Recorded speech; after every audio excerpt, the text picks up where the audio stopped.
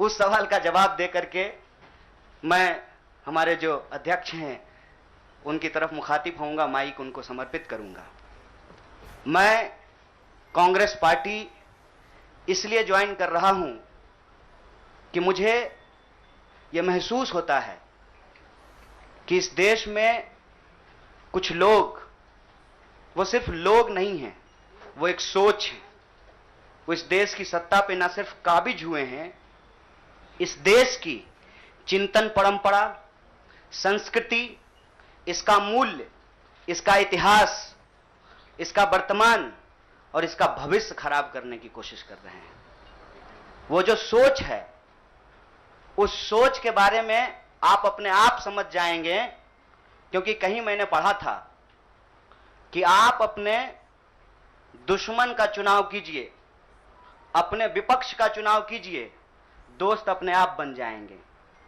तो हमने ये चुनाव किया है। हम इस देश की सबसे पुरानी पार्टी, सबसे लोकतांत्रिक पार्टी, मैं जोर दे करके बोल रहा हूं लोकतांत्रिक पार्टी, ताकि आप लोग परिवारवाद पे सवाल जरूर कीजिएगा। लोकतांत्रिक पार्टी में हम इसलिए शामिल होना चाहते हैं कि हमको लगता है, और सिर्फ हमको नहीं लगता है, इस देश के लाखों करोड़ों नौजवानों को यह लगने लगा है कि अगर कांग्रेस नहीं बचा तो देश नहीं बचेगा। और यह बात मैं आपको स्पष्ट कर देता हूं, देश में प्रधानमंत्री अब भी हैं, देश में प्रधानमंत्री इससे पहले भी थे, देश में आगे भी प्रधानमंत्री होते रहेंगे। लेकिन आज जब हम लोग श्री राहुल गांधी जी के उपस्थिति में फॉर्मली कांग्रेस पार्टी का फॉर्म भर रहे थे, तो साथी जिग्नेश ने संविधान की कॉपी दी और हमने उनको भगत सिंह, गांधी और अंबेडकर की तस्वीर प्रस्तुत किया, क्योंकि हमारा यह मानना है कि आज इस देश को भगत सिंह की वीरता की जरूरत है, भगत सिंह के साहस की जरूरत है।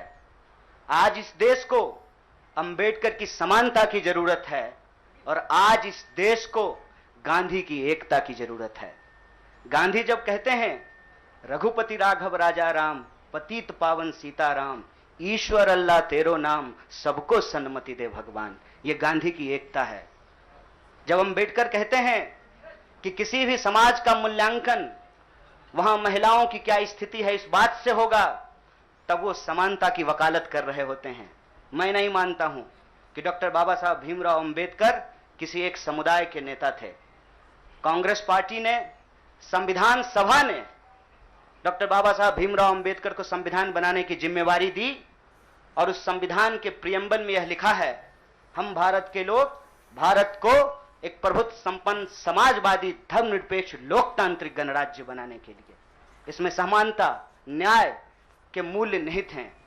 और जब भगत सिंह कहते हैं कि आप व्यक्ति को कुचल सकते हैं, विचारों को नहीं, आप बम और पिस्तौल से कभी इनकलाब नहीं ला सकते हैं, उस साहस की जरूरत है हमको। मुझे नहीं लगता है, मेरे बहुत सारे राजनीतिक दोस्तों को यह लगता है।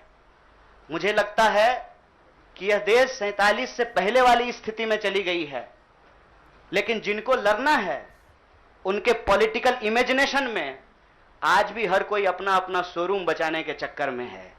रे भाई, मॉल में आग लग गया है, दुकान बचाओगे? बस्ती में जब आग लग जाती है ना, बेडरूम की चिंता नहीं करनी चाहिए।